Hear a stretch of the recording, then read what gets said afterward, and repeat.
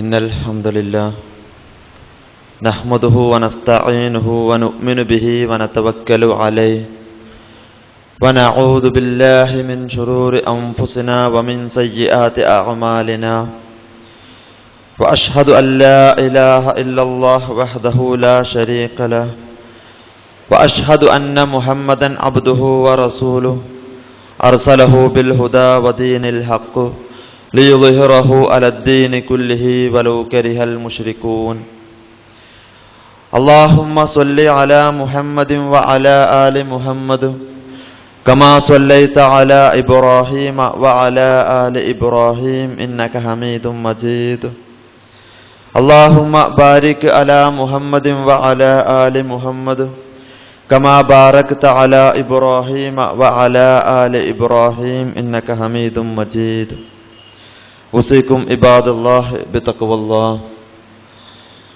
فإن خير الكلام كلام الله وخير الهدي هدي محمد مصطفى صلى الله عليه وسلم وشر الأمور محدثاتها وكل محدثة بدعة وكل بدعة ضلالة وكل ضلالة في النار بسم الله الرحمن الرحيم وَلَقَدْ نَصَرَكُمُ اللَّهُ بِبَدْرٍ وَأَنْتُمْ أَذِلَّةٌ فَاتَّقُوا اللَّهَ لَعَلَّكُمْ تَشْكُرُونَ. സ്നേഹം നിറഞ്ഞ സത്യവിശ്വാസികളെ, സത്യവിശ്വാസിനികളെ, റബ്ബ് സുബ്ഹാനഹു വ തആലയുടെ നിയമനിർദ്ദേശങ്ങൾ അനുസരിച്ചുകൊണ്ട് ആ റബ്ബിന് കീഴൊതുങ്ങിക്കൊണ്ട് ജീവിക്കണമെന്ന് സ്നേഹത്തോടു കൂടി ഓരോരുത്തരെയും ഉപദേശിക്കുകയാണ്, വസിയത്ത് നൽകുകയാണ്. സത്യവിശ്വാസികളായ ആളുകൾക്ക്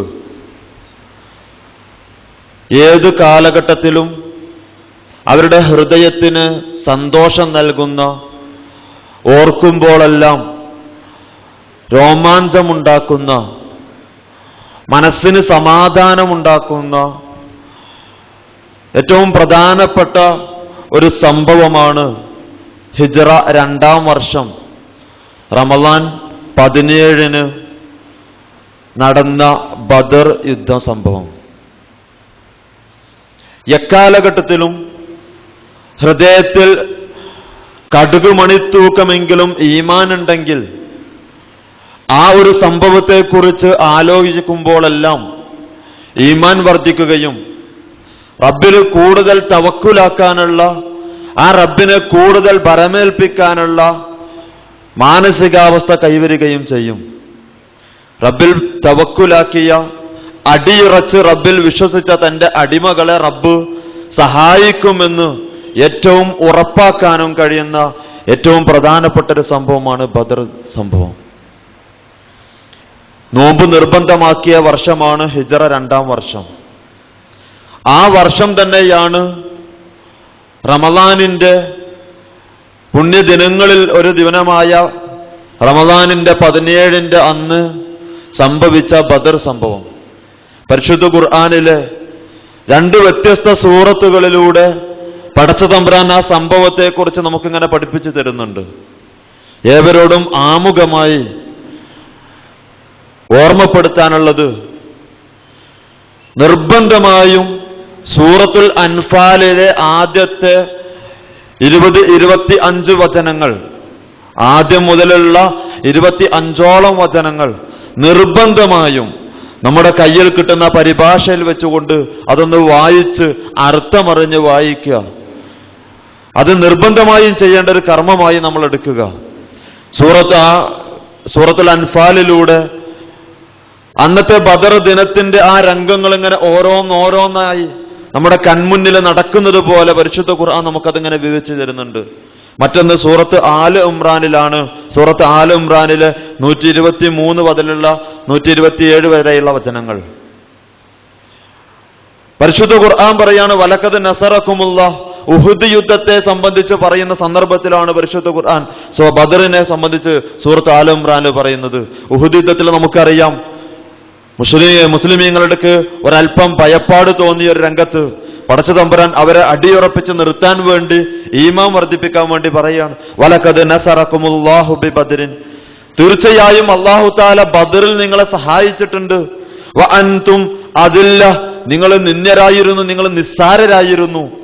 നിങ്ങൾ നിസ്സാരരായിരുന്ന, വളരെ കുറഞ്ഞ എണ്ണമായിരുന്ന ഒരു ഘട്ടത്തിൽ പടച്ച തമ്പുരാൻ നിങ്ങളെ സഹായിച്ചിട്ടുണ്ട്.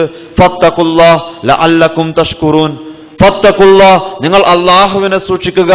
ലഅല്ലകും തഷ്കുറൂൻ, നിങ്ങൾക്ക് നന്ദി കാണിക്കുന്നവരായേക്കാം. ഇത് തഖൂലു ലിൽ മുഅ്മിനീന അലൻ യക്ഫിയകും അൻ യുമിദ്ദകും റബ്ബുകും ബിസലാസതി ആലാഫിൻ മിനൽ മലായികതി മുൻസിലിൻ.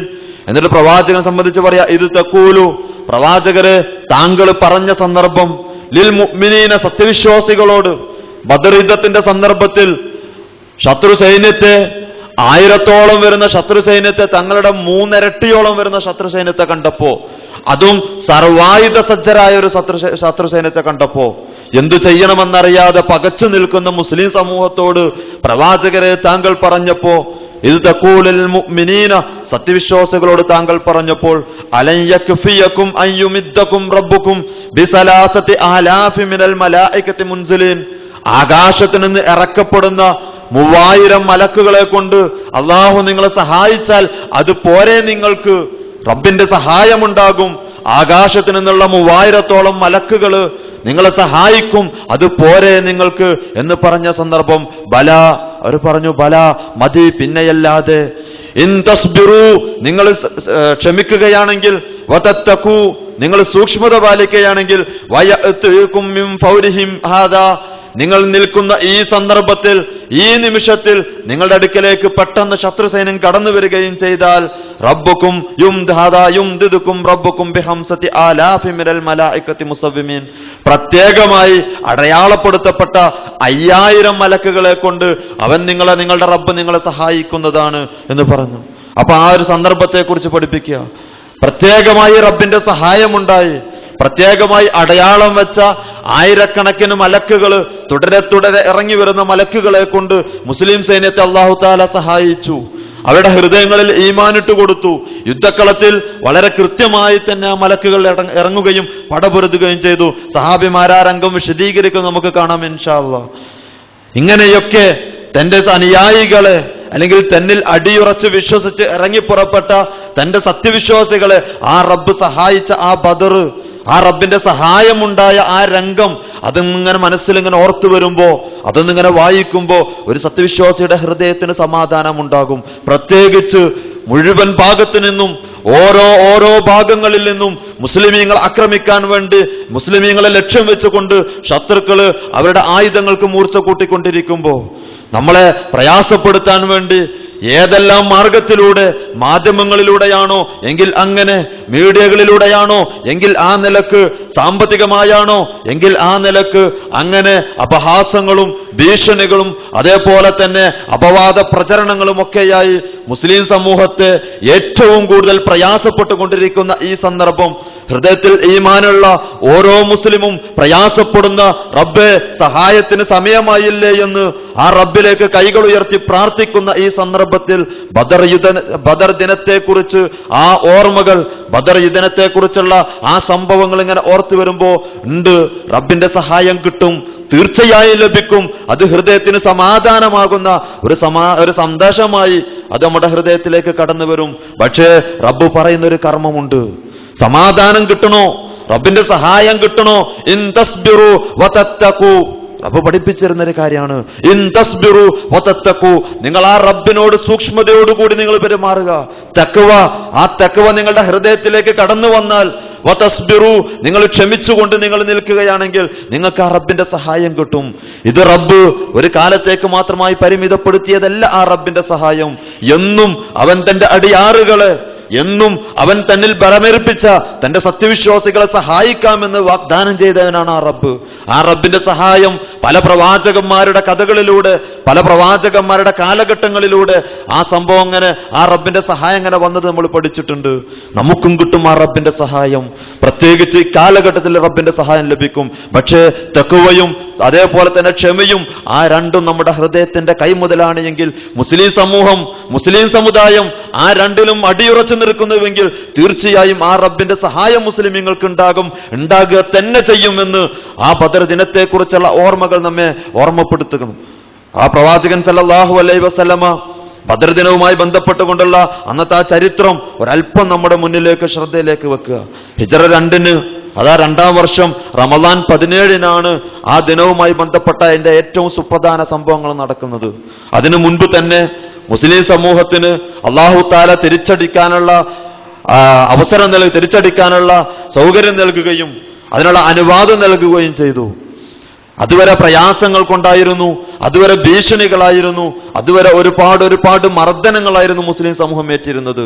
ഒരു ഇസ്ലാമിക രാഷ്ട്രം നിലവിൽ വന്നപ്പോ, ഇസ്ലാമികപരമായ ഒരു ചുറ്റുപാടുകൾ നിലവിൽ വന്നപ്പോ അല്ലാഹു തആല മുസ്ലിമീങ്ങൾക്ക് അനുവാദം നൽകി, ഇനി തിരിച്ചടിക്കാം. അവിടെ വെച്ച് യുദ്ധത്തിൽ കൈക്കൊള്ളേണ്ടുന്ന കർമ്മങ്ങളെ സംബന്ധിച്ചുള്ള കാര്യങ്ങളൊക്കെ വിശദീകരിക്കപ്പെട്ടു. ആ സമയത്താണ് മുസ്ലിമീങ്ങൾക്കെതിരിൽ, പ്രത്യേകിച്ച് മദീനക്കെതിരിൽ സമ്പത്ത് ശേഖരിക്കാൻ വേണ്ടി ശത്രുക്കളായ മക്കക്കാരായ ഖുറൈശികളായ അതേപോലെ തന്നെ മുശ്രിക്കുകളായ ആളുകൾ അവർ കച്ചവട ശേഖരണാർത്ഥം സമ്പത്ത് ശേഖരിക്കുന്നു, മദീനക്കാരെ പ്രയാസപ്പെടുത്താൻ വേണ്ടി എന്ന വിവരം പ്രവാചകൻക്ക് കിട്ടുന്നത്. പ്രവാചകൻ സല്ലല്ലാഹു അലൈഹി വസല്ലമ ഓരോ ചെറു സംഘങ്ങളായേക്കും കച്ചവടക്കാരായ ആളുകളെ പിടിച്ചെടുക്കാൻ വേണ്ടി, കച്ചവട ചരക്കുകൾ പിടിച്ചെടുക്കാൻ വേണ്ടി മദീനക്ക് സുരക്ഷിതത്വം നൽകണം. അത് പ്രവാചകന്റെ ബാധ്യതയാണ്. ഇവിടെ നമ്മൾ ആദ്യമായൊരു കാര്യം മനസ്സിലാക്കേണ്ടത്, ബദർ ദിനത്തെ സ്വന്തം ഇഷ്ടപ്രകാരം ദുർവ്യാഖ്യാനിച്ച് പല നിലക്കും ദുർവ്യാഖ്യാനിക്കുന്ന പല ആളുകളുണ്ട്. അത് തങ്ങളുടെ സായുധ കലാപത്തിനുള്ള, തങ്ങൾക്ക് ഇവിടെ ആയുധമെടുക്കാനും, തങ്ങൾക്കിവിടെ പടപൊരുതാനും, തങ്ങൾക്കിവിടെ അക്രമങ്ങൾ ഉണ്ടാക്കാനും, അരാഷ്ട്രീയ സംഘടനകൾ ഉണ്ടാക്കാനും ഒക്കെയുള്ള സംവിധാനമായി ബദർ ദിനത്തെ വിലയിരുത്തുന്ന ആളുകളുണ്ട്. അതേപോലെ തന്നെ തങ്ങളുടെ ജീവന് വേണ്ടി, തങ്ങളുടെ ജീവിതത്തിനുള്ള ഉപജീവന മാർഗമായി ബദർ ദിനത്തെ വിലയിരുത്തുന്ന ആളുകളുണ്ട്. എന്നാൽ രണ്ടിനും അന്യമാണ്, രണ്ടിനും അപ്പുറത്താണ് യഥാർത്ഥത്തിലുള്ള ബദർ. പ്രവാചകൻ സല്ലല്ലാഹു അലൈഹി വസല്ലമയുടെ ജീവിതത്തിൽ സംഭവിച്ച ബദർ, പ്രവാചകൻ സല്ലല്ലാഹു അലൈഹി വസല്ലമയുടെ കാലഘട്ടത്തിൽ ഹിജ്റയുടെ തൊട്ട് മുൻപ് വരെയുള്ള സമയം മുസ്ലിമീങ്ങൾക്ക് ഒരുപാട് പ്രയാസങ്ങൾ ഉണ്ടായിട്ടുണ്ട്, ഒരുപാട് ഭീഷണികൾ ഉണ്ടായിട്ടുണ്ട്, ഒരുപാട് അക്രമങ്ങൾ നേരിടേണ്ടി വരുന്നിട്ടുണ്ട്. ഓരോന്നും പലപ്പോഴും നമ്മൾ സംഭവത്തിൽ പല ചരിത്രങ്ങളിലൂടെ നമ്മൾ കേട്ടിട്ടുണ്ട്.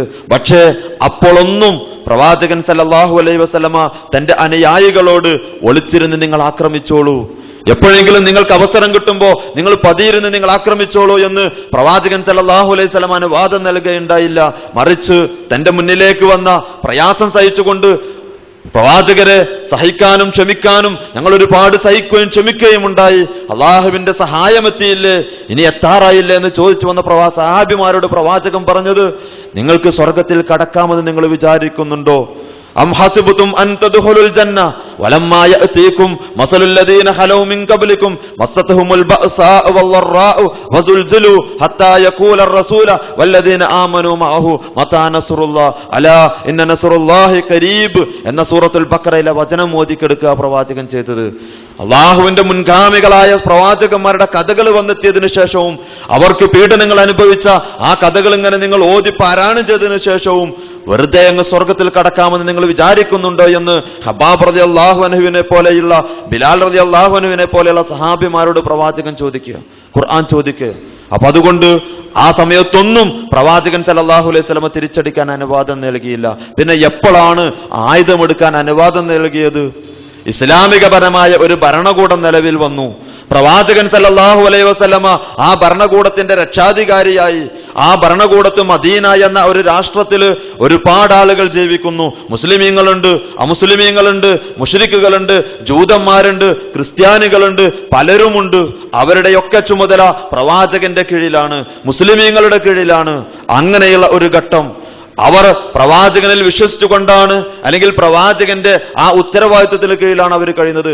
ആ സമയത്ത് ആ രാഷ്ട്രത്തിനെതിരെ ഒരു പടയൊരുക്കം പുറത്തു നിന്ന് നടത്തുമ്പോൾ അതിനെ തടുത്തു നിർത്തേണ്ടത് രാഷ്ട്രഭരണാധികാരിയുടെ ചുമതലയാണ്, മേൽനോട്ടമാണ്. മറ്റൊന്ന്, ഇസ്ലാമികപരമായ തന്റെ ദഅവത്തുകൾക്കെതിരെ ആളുകൾ സംഘം ചേർന്ന് അതിനെ നശിപ്പിക്കാനുള്ള ഒരു പടയൊരുക്കം നടത്തുമ്പോൾ അത് നിലനിർത്തേണ്ടത് ഇസ്ലാമികപരമായ നിലക്കും അനിവാര്യമായി വന്നപ്പോഴാണ് പ്രവാചകൻ സല്ലല്ലാഹു അലൈഹി വസല്ലമക്ക് ആയുധമെടുക്കാനുള്ള അനുവാദം നൽകുന്നത്. ഇവിടെ അത്തരം ഒരു സാഹചര്യമല്ല നിലവിലുള്ളത് എന്ന് നമ്മൾ ആമുഖമായി മനസ്സിലാക്കുക. ഇവിടെ ഇസ്ലാമിക പ്രബോധനം നിർവഹിക്കണോ, ഇസ്ലാമിക ദഅവത്ത് നടത്തണോ, ഈ ഗവൺമെന്റ് നമുക്കതിനുള്ള മുഴുവൻ അനുവാദങ്ങളും നൽകുന്നു, സൗകര്യങ്ങളും നൽകുന്നു, അവർ നമുക്ക് സുരക്ഷ നൽകുന്നു. ഇസ്ലാമിക ദഅവത്തിന് യാതൊരു ഭീഷണിയും ഇവിടെ നിലവിലില്ല. എന്നാൽ ചില മുസ്ലിമീങ്ങൾ അവരുടേതായ സ്വന്തം നിലക്കുള്ള അക്രമ പ്രവർത്തനങ്ങൾ അഴിച്ചുവിട്ടത് നിമിത്തം അവർക്ക് ചില ഭീഷണികൾ പല ഭാഗത്തു നിന്നും ഉണ്ടാകുന്നു. എന്നാൽ തന്നെയും അതിന് കൃത്യമായ നിലക്കുള്ള രാഷ്ട്രത്തിന്റെ സംരക്ഷണവും ഭദ്രതയും നിലനിൽക്കുന്ന ഇവിടെ ആയുധമെടുക്കാൻ ഒരിക്കലും ഇസ്ലാം അനുവാദം നൽകുന്നില്ല. രണ്ടും രണ്ടായി തന്നെ നമ്മൾ മനസ്സിലാക്കുക. ബദറിനെ ഈ വിഷയത്തിലേക്ക് കൂട്ടിവഴിച്ചെടുക്കുന്ന ചില ആളുകളെ കാണാം. അത് നമ്മളെ അവരുടെ ദുർവ്യാഖ്യാനമാണെന്ന് മനസ്സിലാക്കുക. ഏതായാലും പ്രവാചകൻ സല്ലല്ലാഹു അലൈഹി വസല്ലമ അബൂ സുഫിയാന് നേതൃത്വം കൊടുക്കുന്ന ഒരു കച്ചവട സംഘത്തെ കുറിച്ച് മനസ്സിലാക്കി. 1000-ഓളം വരുന്ന ഒട്ടകങ്ങളാണ് ആ കച്ചവട സംഘത്തിലുള്ളത്. ചുരുങ്ങിയ ആളുകളെയുള്ളൂ. ആ കച്ചവട സംഘത്തിന്റെ ലാഭം അവർ നേർച്ചയൊക്കെ ഇരുന്നത് മദീനയിലെ മുസ്ലിമീങ്ങളെ ഉന്മൂലനാശം വരുത്താനുള്ള ഒരു വിഭവ സമാഹരണത്തിലേക്കായിരുന്നു എന്ന് പ്രവാചകൻ മനസ്സിലാക്കി. തീർച്ചയായും അത് എതിർക്കപ്പെടേണ്ടതാണ്, അതിനെ തടയപ്പെടേണ്ടതാണ് എന്ന് മനസ്സിലാക്കിയ പ്രവാചകൻ തന്റെ അനുയായികളോട് പറഞ്ഞു, ഇതാ കച്ചവട സംഘം മദീനക്കരികിലൂടെ പോകുന്നു, ബദറിലൂടെ പോകുന്നു, നമുക്ക് അവിടെ ചെന്നുകൊണ്ട് അവരെ തടയണം. പ്രവാചകൻ സല്ലല്ലാഹു അലൈഹി വസല്ലം അനുയായികളോട് ആവശ്യപ്പെട്ടു. 313ഓളം വരുന്ന വ്യത്യസ്ത റിപ്പോർട്ടുകൾ, വ്യത്യസ്ത അഭിപ്രായങ്ങൾ കാണാം. 319, 317 എന്നൊക്കെ കാണാം. ഏതായാലും 300ഓളം വരുന്ന സഹാബികൾ ആ വിഷയത്തിന് വേണ്ടി ഇറങ്ങി പുറപ്പെട്ടു. പല ആളുകളും കച്ചവട സംഘത്തെ തടുക്കാനല്ലേ എന്ന നിലക്ക് വീടുകൾ തന്നെ ഇരുന്നു. ഏതായാലും പ്രവാചകനും അനുയായികളും വേണ്ടി ബദറിലെ ലക്ഷ്യം വെച്ചുകൊണ്ട് നീങ്ങി. പക്ഷേ കച്ചവടത്തിൽ അതീവ താല്പര്യമുള്ള അതേപോലെ തന്നെ തന്ത്രശാലിയായ അബൂ സുഫിയാന് തന്റെ നേരെ വരുന്ന അപകടത്തെ മണത്തറിഞ്ഞു. അദ്ദേഹം മക്കത്തേക്ക് ആളയച്ചു.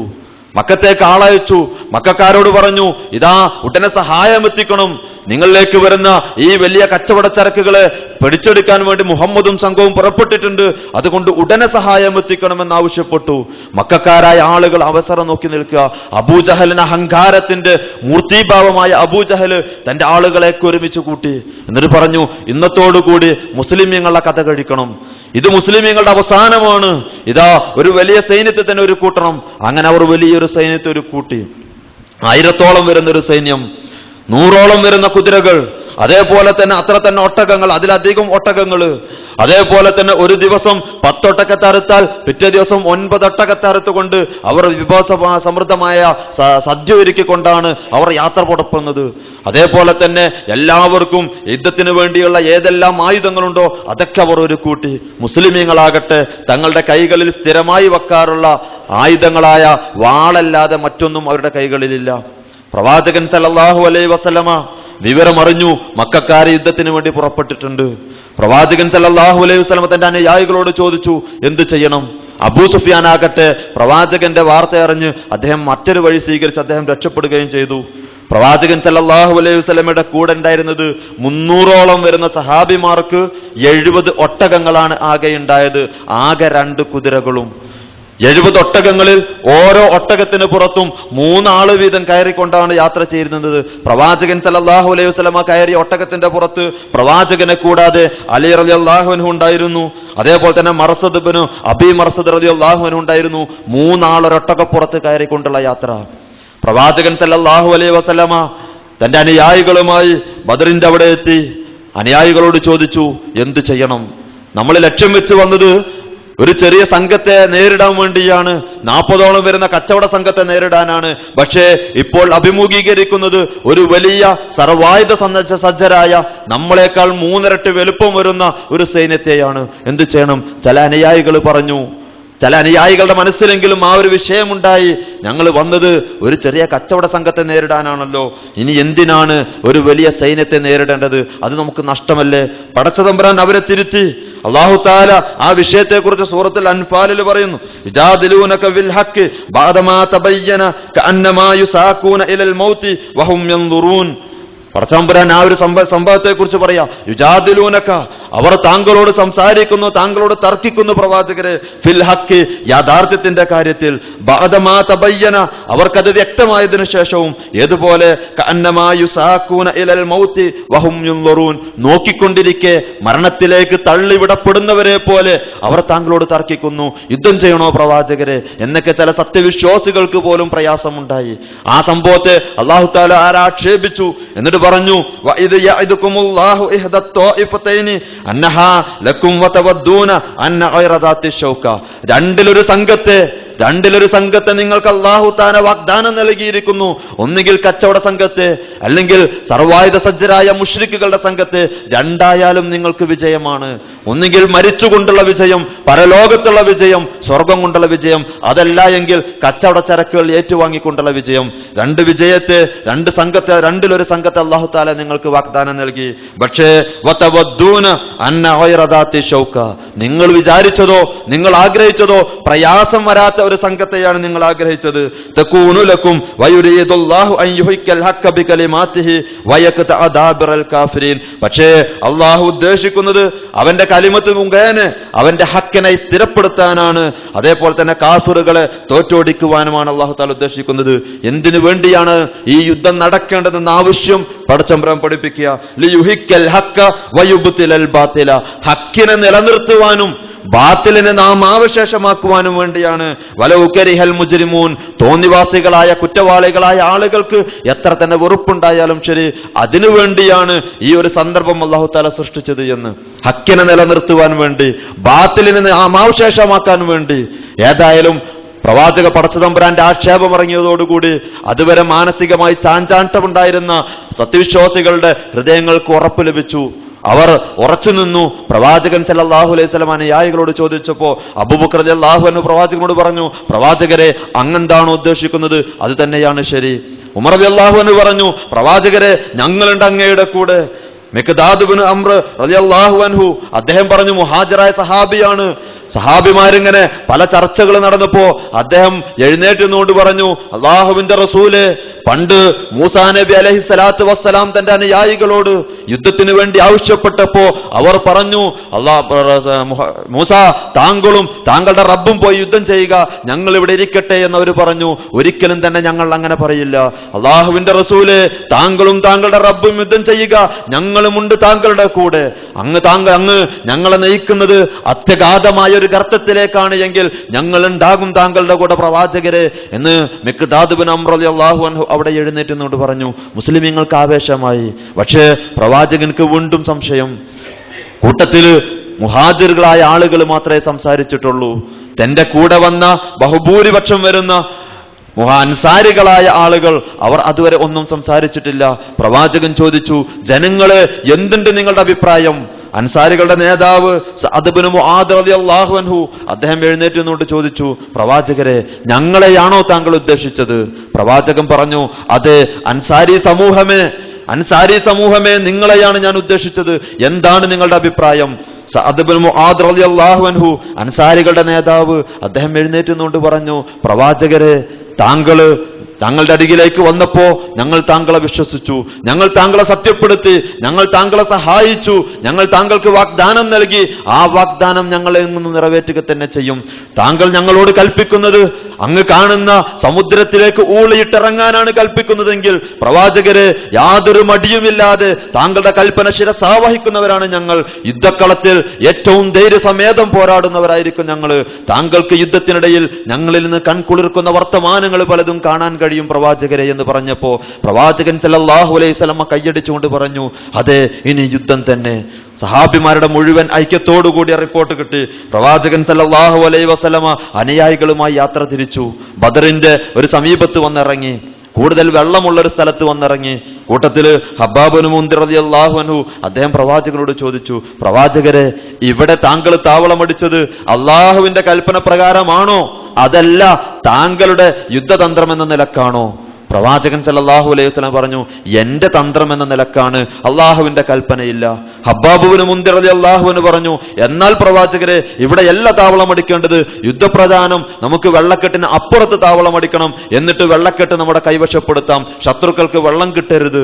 പ്രവാചകൻ സല്ലല്ലാഹു അലൈഹി വസല്ലം അത് അംഗീകരിച്ചു. ഒന്ന് ആലോചിച്ച് നോക്കിൻ, പ്രവാചകൻ സല്ലല്ലാഹു അലൈഹി വസല്ലമയുമായി സംസാരിക്കുമ്പോൾ ഒരു കാര്യത്തെ നേരിടേണ്ടി വരുമ്പോൾ അവർ സ്വീകരിച്ച ഒരു രീതി, ആദ്യമായി ചോദിക്കുന്നത് പ്രവാചകരെ അള്ളാഹുവിന്റെ കൽപ്പന പ്രകാരമാണോ, എങ്കിൽ യുദ്ധത്തെക്കുറിച്ച് ഏറ്റവും അറിയുന്ന, യുദ്ധത്തിൽ ഏറ്റവും അധികം ഞങ്ങൾ ഉൾപ്പെട്ട ഞങ്ങൾക്ക് വേറെ തന്ത്രമില്ല, കാരണം അള്ളാഹുവിന്റെ തന്ത്രം അത് വിജയിക്കും.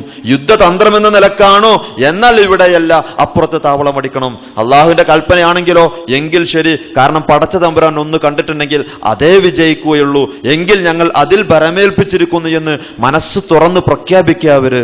മാത്രമല്ല പ്രവാചകൻ സല്ലല്ലാഹു അലൈഹി വസല്ലമ അവരുമായി അപ്പുറത്ത് പോയി താവളമടിച്ചു. മുശ്രിക്കുകളുടെ കൂട്ടത്തിൽ നിന്ന് മുസ്ലിം സൈന്യത്തെ പരിശോധിക്കാൻ വേണ്ടി ആളെത്രയുണ്ട്, അവർ എങ്ങനെ വന്നിരിക്കുന്നു എന്നൊക്കെ നോക്കാൻ വേണ്ടി ഉമൈർ ഇബ്നു വഹബ് അദ്ദേഹം കടന്നു വന്നു. അദ്ദേഹം മുസ്ലിം സൈന്യത്തെ ഇങ്ങനെ ചുറ്റി പരിശോധിച്ചു. കുറച്ച് സംഘമേയുള്ളൂ.